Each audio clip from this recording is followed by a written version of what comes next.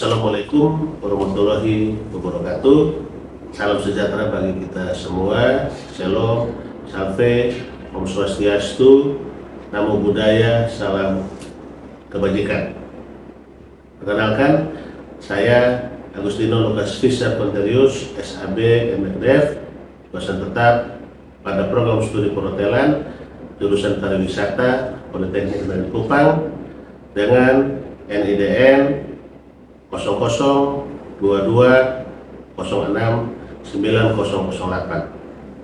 Pada kesempatan ini, izinkan saya untuk memperkenalkan mata kuliah yang saya ampuh, yaitu Manajemen Strategik. Mata kuliah ini diberikan kepada mahasiswa program studi perhotelan semester 5 dengan kode mata kuliah PHT 21211722 dan memiliki bobot 2 SKS.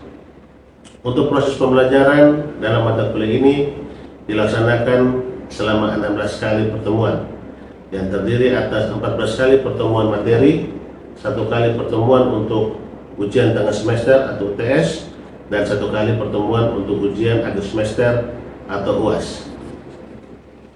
Mata kuliah ini akan disampaikan dengan pendekatan DIA, yaitu delivery, interaction, dan assessment. Untuk aspek delivery, saya akan menyampaikan materi pembelajaran melalui metode cerama. Untuk aspek interaction, saya akan memberikan kesempatan kepada mahasiswa untuk berdiskusi, untuk bertanya, dan menyampaikan pendapat terkait materi yang sedang dibahas, sehingga mahasiswa dapat memahami materi dengan lebih baik. Untuk aspek assessment, saya akan melakukan penilaian melalui kehadiran, keaktifan, dan partisipasi mahasiswa selama proses pembelajaran, dan juga penugasan secara individu maupun kelompok, serta melaksanakan ujian tengah semester dan ujian akhir semester untuk mengevaluasi hasil belajar mahasiswa. Materi pada mata kuliah manajemen strategik terdiri atas 11 bab yang terbagi ke dalam 2 kelompok pembahasan.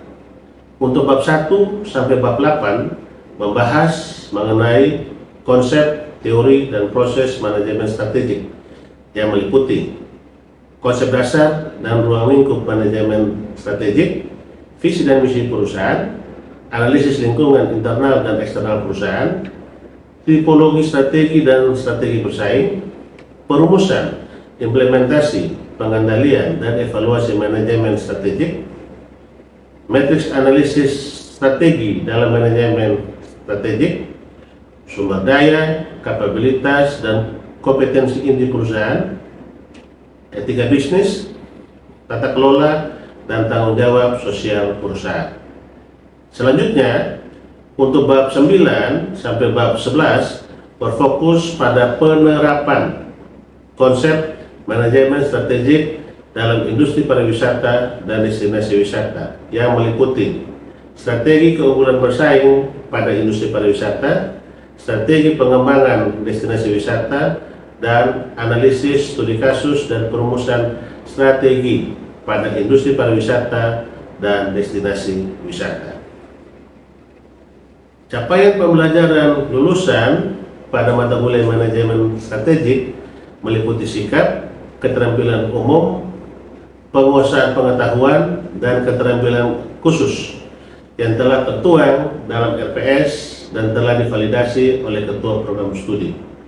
Adapun capaian pembelajaran mata kuliah ini adalah sebagai berikut.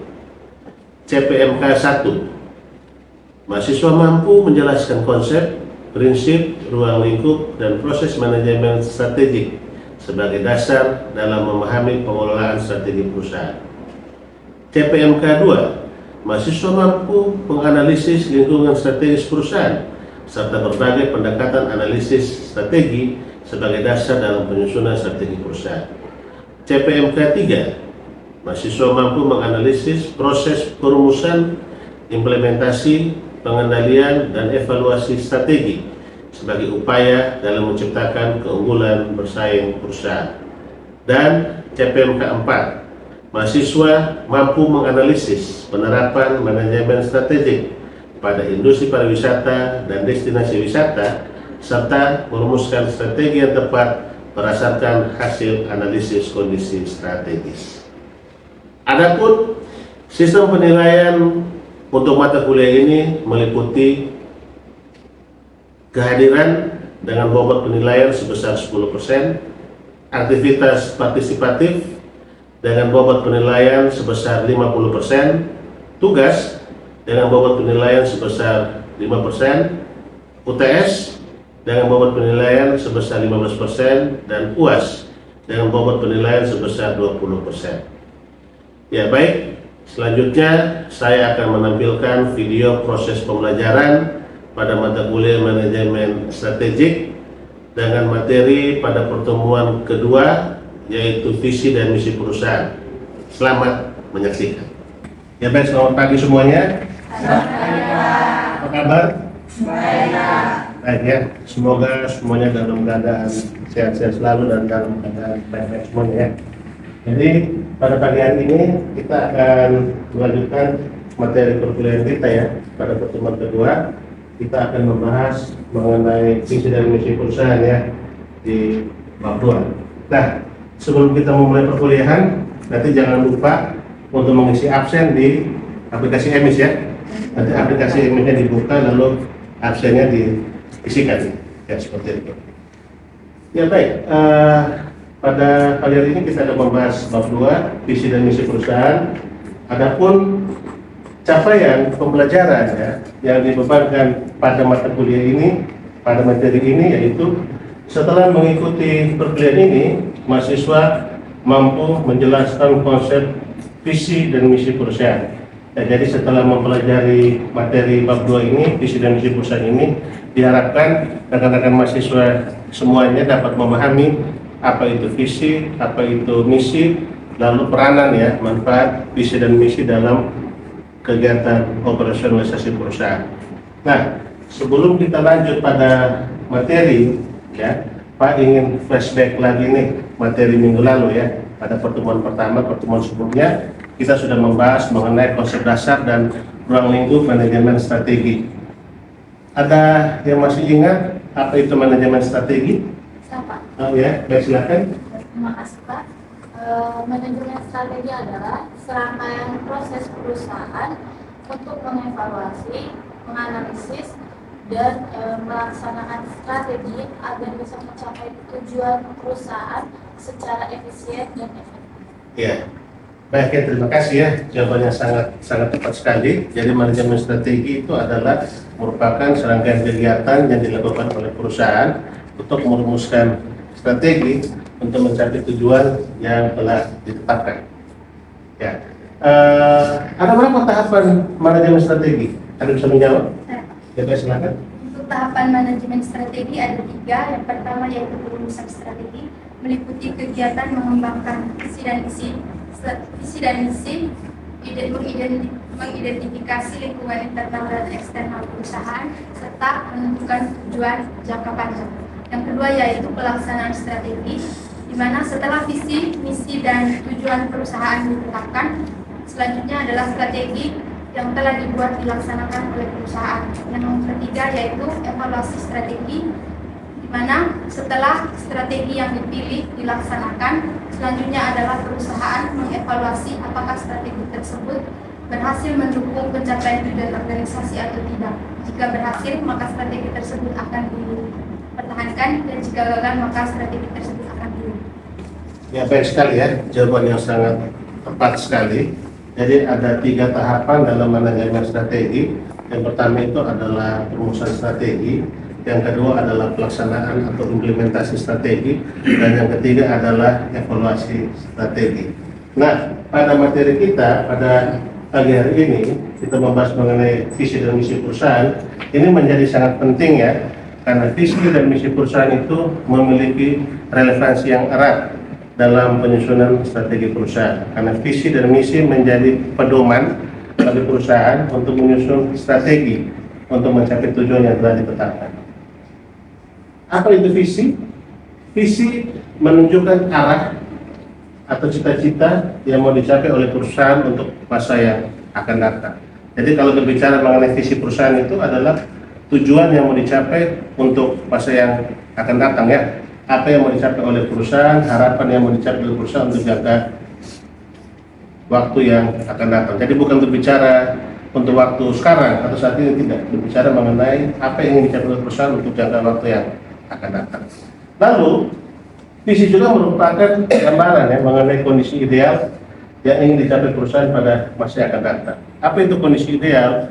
Yang dimaksud dengan kondisi ideal adalah kondisi terbaik yang menjadi cita-cita, harapan, ya, ataupun tujuan yang mau dicapai atau diraih ya oleh perusahaan untuk waktu yang akan datang.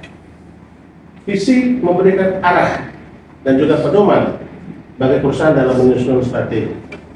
Dalam menyusun strategi, perusahaan wajib berlandaskan pada visi yang telah ditetapkan oleh perusahaan.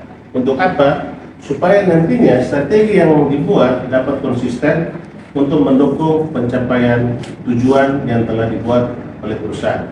Dan jangan sampai ketika nanti strategi yang dibuat itu tidak berdasarkan visi perusahaan, akhirnya apa? Strategi yang dibuat itu tidak konsisten dan tidak akan digunakan untuk mencapai tujuan perusahaan.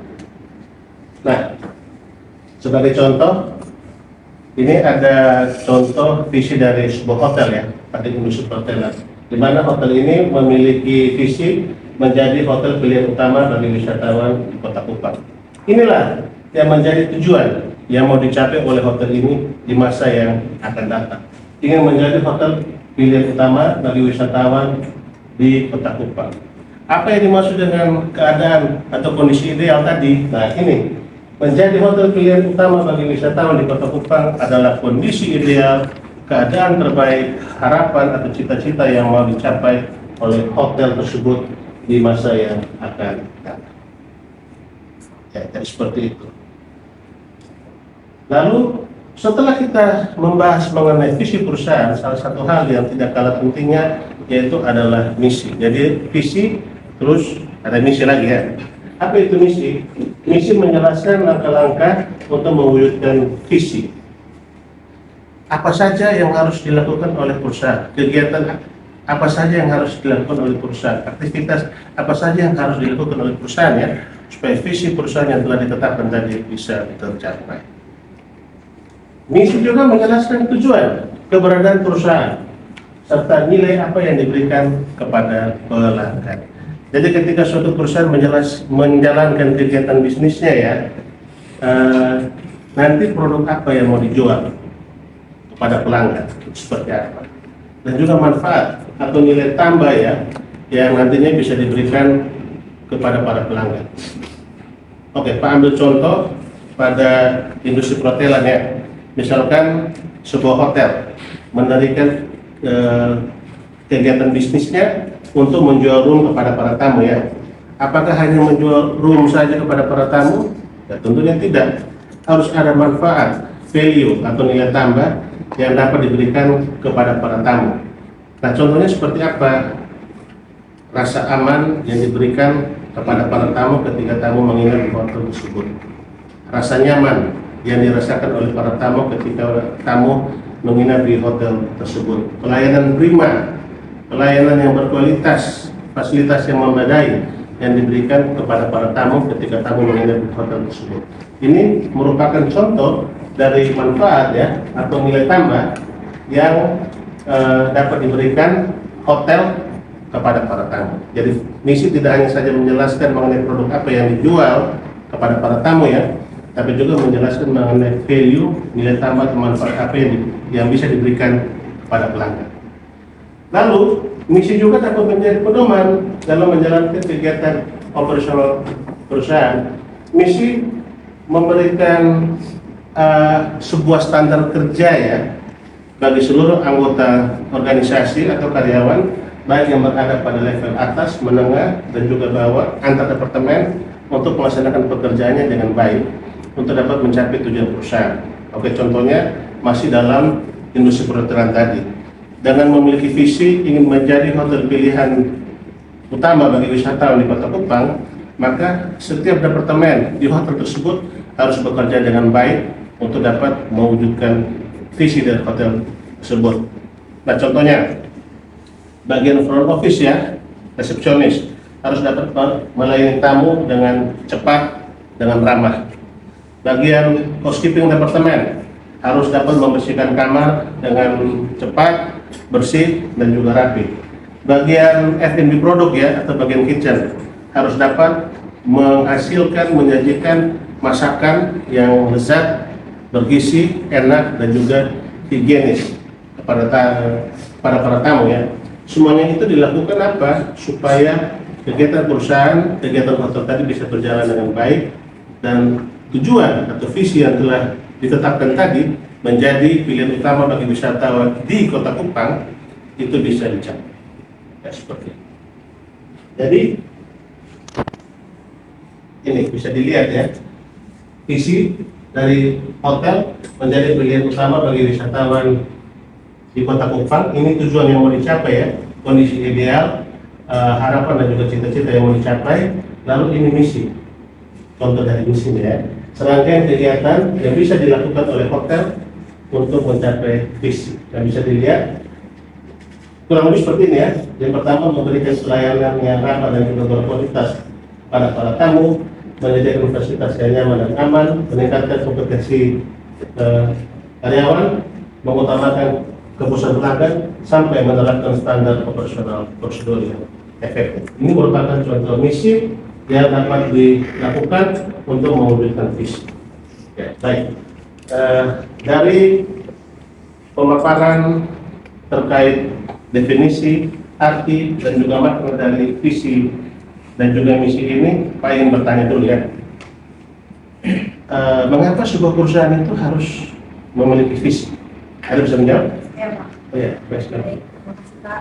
Karena visi menjadi arah dan tujuan perusahaan jangka panjang, di mana sehingga seluruh kegiatan organisasi memiliki satu pedoman yang sama dan tujuan perusahaan dapat dicapai. Ya, baik sekali ya, jawabannya sangat tepat, jawabannya sangat baik sekali, terima kasih. Jadi, mengapa setiap perusahaan itu harus memiliki visi? Karena visi menjadi penunjuk arah ya bagi perusahaan untuk menjalankan kegiatannya supaya tujuan yang telah ditetapkan itu bisa dicapai dengan baik. Ya, pertanyaan berikutnya, mengapa setiap anggota organisasi ya atau karyawan itu perlu memahami visi perusahaan di mana tempat dia bekerja? Ada bisa menjawab? Saya Pak. Oh ya, silakan. Baik, terima kasih Pak. Saya menjawab. Apabila karyawan tidak memahami visi perusahaan, maka karyawan akan bekerja tanpa arah yang jelas dan juga tujuan perusahaan menjadi sulit dicapai. Iya, bagus sekali ya. Jawabannya sangat tepat. Terima kasih banyak. Jadi apabila seorang karyawan yang tidak memahami ya visi tempat dia bekerja, ya bagaimana dia mau dapat bekerja dengan baik? Karena dia tidak memiliki arah atau pedoman ya untuk melaksanakan kegiatan pekerjaannya dengan baik. Nah, kalau dia tidak bisa bekerja dengan baik, maka visi atau tujuan perusahaan yang telah ditetapkan tidak bisa dicapai dengan maksimal. Ya, jadi itulah visi dan misi perusahaan ya. Visi tujuan yang mau dicapai oleh perusahaan di masa yang akan datang, misi merupakan langkah cara kegiatan yang dapat dilakukan oleh perusahaan untuk mencapai visi yang telah ditetapkan. Ada beberapa manfaat ya dari visi dan juga misi perusahaan. Yang pertama, visi memberikan arah bagi perusahaan. Visi dan misi menjadi petunjuk arah bagi perusahaan dalam menjalankan kegiatannya. Visi menggambarkan bagaimana kondisi ideal, keadaan terbaik, harapan, cita-cita, dan juga tujuan yang mau dicapai oleh perusahaan di masa yang akan datang. Nah, sedangkan misi menjelaskan mengenai kegiatan, langkah-langkah, aktivitas ya, usaha-usaha ya, yang dapat dilakukan oleh perusahaan untuk mencapai visi dari perusahaan. Dengan memiliki pemahaman yang jelas, pemahaman yang sama terkait visi dan juga misi perusahaan, maka seluruh aktivitas dalam kegiatan perusahaan itu dapat berjalan dengan baik, terencana dengan baik. Seluruh anggota departemen ya, seluruh anggota organisasi atau karyawan ya, baik dari itu level atas, menengah dan juga level bawah, dapat memahami tugas dan pekerjaan mereka masing-masing. Departemen-departemen dalam perusahaan pun demikian, dapat merumuskan rencana kerja apa yang harus dilakukan, kegiatan pekerjaan seperti apa yang nantinya akan dijalankan, sehingga kegiatan perusahaan juga bisa berjalan dengan baik, bisa berkembang dengan baik, dan tujuan yang telah ditetapkan itu nantinya bisa dicapai dengan baik. Lalu, manfaat dari visi dan misi yang berikutnya itu adalah menyatukan komitmen seluruh anggota organisasi. Dari sini kita bisa memahami bahwa organisasi adalah kumpulan dari beberapa orang ya, yang memiliki latar belakang yang berbeda-beda, namun memiliki tujuan yang sama. Nah, dengan memahami visi dan juga misi perusahaan ya, setiap individu tadi atau karyawan yang berbeda-beda tadi, baik itu yang berada pada level atas, level menengah maupun level bawah, memiliki tujuan yang terarah, searah. Mereka memiliki tujuan kerja yang jelas. Apa yang mau mereka kerjakan, apa yang mau mereka hasilkan, apa yang mau mereka buat ketika mereka bekerja dalam perusahaan itu. Sehingga apa? Mereka akan mampu bersinergi, bekerja sama, berkoordinasi dengan sebaik mungkin untuk mendukung pencapaian tujuan dari perusahaan. Jadi visi dan misi juga meningkatkan komitmen seluruh anggota organisasi. Seluruh karyawan memahami mereka bekerja di perusahaan ini sejumlah pekerjaan yang harus mereka lakukan. Ini tugas pokok mereka yang harus mereka laksanakan, sehingga mereka memiliki komitmen, rasa memiliki terhadap perusahaan tempat mereka bekerja, sehingga mereka dapat bekerja dengan baik untuk mencapai tujuan perusahaan. Lalu, manfaat yang berikutnya adalah visi dan misi juga dapat mendukung dasar penyusunan strategi dan pengambilan keputusan-keputusan strategis. Satu hal yang harus dipahami di sini ya, bahwa setiap keputusan yang diambil oleh perusahaan untuk merumuskan strategi-strategi bisnis harus berlandaskan pada visi dan misi perusahaan. Mengapa? Karena visi dan misi perusahaan itu memberikan arah atau pedoman bagi perusahaan untuk mencapai tujuan yang telah ditetapkan. Supaya nantinya strategi yang telah dibuat itu konsisten dalam mendukung pencapaian tujuan perusahaan yang telah ditetapkan. Ya, jadi pembuatan strategi itu harus berlandaskan pada visi dan misi perusahaan ya.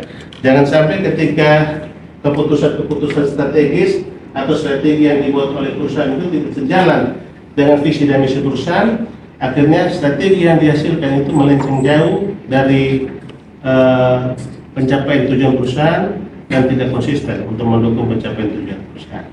Ya, jadi seperti itu. Ya, baik. Dari pemaparan materi terkait apa itu visi, apa itu misi, apa itu manfaat visi misi bagi perusahaan ya. Ada yang ingin bertanya? Pak, silakan. Ya, Saya bertanya Pak, apa perbedaan paling mendasar antara visi dan misi perusahaan? Ya, bagus sekali ya. Ini pertanyaan yang sangat baik sekali. Apa perbedaan yang paling mendasar ya antara visi dan juga misi perusahaan? Jadi perbedaan yang paling mendasar, yang paling basic antara visi dan misi perusahaan itu terletak pada orientasinya. Visi menggambarkan kondisi ideal, keadaan, tujuan, harapan, dan juga cita-cita yang ingin dicapai oleh perusahaan di masa yang akan datang. Mau jadi apa perusahaan ini untuk jangka waktu yang akan datang? Nah, sementara misi menjelaskan ya mengenai kegiatan, langkah-langkah, aktivitas-aktivitas, usaha yang harus dilakukan oleh perusahaan untuk mencapai tujuan yang telah ditetapkan tadi. Jadi misi dibuat untuk mendukung pencapaian visi. Misi dibuat untuk visi yang telah dibuat oleh perusahaan itu bisa dicapai dengan baik. Ya, jadi seperti ini Apakah bisa dipahami? Ya baik, terima kasih ya. Ada lagi yang ingin bertanya, silakan. Ya, baik silakan. Bertanya Pak, apa akibatnya jika perusahaan memiliki visi yang bagus tetapi tidak didukung dengan misi yang jelas? Ya baik sekali, pertanyaan yang sangat bagus sekali, pertanyaan yang sangat baik sekali. Apa yang akan terjadi jika visi perusahaan jelas tapi misinya tidak jelas ya? Jawabannya, tujuan yang telah ditetapkan yang baik tadi pasti tidak akan bisa dicapai dengan baik. Kenapa? Karena tidak ada pedoman, tidak ada langkah kegiatan usaha yang tepat untuk mendukung pencapaian visi yang telah ditetapkan tadi. Seluruh anggota karyawan tidak memiliki arah yang jelas ya mengenai apa yang harus mereka kerjakan supaya mendukung misi untuk mencapai atau mendukung pencapaian visi yang telah ditetapkan oleh perusahaan. Ya baik, bagaimana? Apakah bisa dipahami? Ya baik ya, terima kasih ya. Baik, dua pertanyaan yang sangat baik sekali ya. Kita masuk pada kesimpulan. Jadi dari materi yang telah kita bahas pada pagi hari ini ya, terkait apa itu visi, apa itu misi, manfaat visi misi bagi perusahaan, makna, arti peran penting visi misi bagi perusahaan, dapat disimpulkan bahwa visi merupakan sebuah kondisi ideal, tujuan, harapan, dan juga cita-cita yang ingin dicapai oleh perusahaan di masa yang akan datang. Misi menjelaskan kegiatan, aktivitas, langkah-langkah, atau cara-cara yang harus dilakukan perusahaan untuk mencapai visi. Visi dan misi harus berjalan beriringan, saling melengkapi satu dengan yang lain, untuk menjadi petunjuk arah, pedoman bagi perusahaan dalam menyusun strategi untuk mencapai tujuan organisasi. Ya baik, untuk memperdalam materi perkuliahan kita mengenai visi dan juga misi perusahaan, ada tugas ya. Nanti tugasnya silakan dicari satu perusahaan, lalu analisislah visi dari perusahaan tersebut, misi dari perusahaan tersebut ya, dicari visi misinya apa, dianalisis, dan tugas ini nanti akan dikumpulkan minggu depan ya, pada pertemuan berikutnya untuk nanti kita diskusikan bersama ya, seperti itu. Mengenai mekanisme pengerjaan tugas ini, apakah bisa dipahami? Bisa. Ya baik, jika mekanisme pengerjaan tugas ini juga bisa dipahami, maka dengan demikian perkuliahan pada pagi hari ini saya akhiri sampai di sini ya. Terima kasih atas partisipasi aktif dari rekan-rekan mahasiswa sekalian. Pak sangat berharap materi yang sudah diberikan ini dapat memberikan manfaat bagi rekan-rekan mahasiswa sekalian dan juga dapat menambah wawasan dan juga pengetahuan ya terkait visi dan misi perusahaan, bagaimana peranan visi dan misi perusahaan itu bagi perusahaan. Ya. Baik, nanti kita bertemu lagi pada pertemuan yang berikutnya ya. Oke, sampai ketemu lagi minggu depan ya. Terima kasih. Terima kasih. Ya baik, sekian video proses pembelajaran untuk mata kuliah manajemen strategik pada program studi perhotelan jurusan pariwisata Politeknik Negeri Kupang. Video ini digunakan sebagai salah satu syarat penyusunan dokumen pernyataan diri dosen dalam unjuk kerja Tridharma Perguruan Tinggi atau PDD UKTPT. Dan semoga dengan video ini bisa menjadi pertimbangan yang baik dalam proses penilaian sertifikasi dosen tahun 2026. Akhir kata, saya ucapkan terima kasih.